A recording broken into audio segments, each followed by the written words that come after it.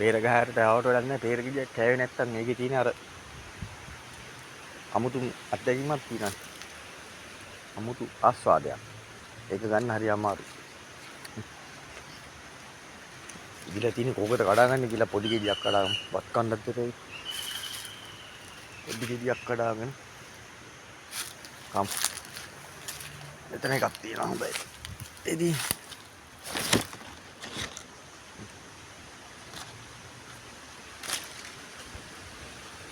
ඒක හොඳයි. ගහින් හැදෙනවා. මලු. දෙන්න ගාලා. බල. එපා. එපා. කන් ගාලා කන්.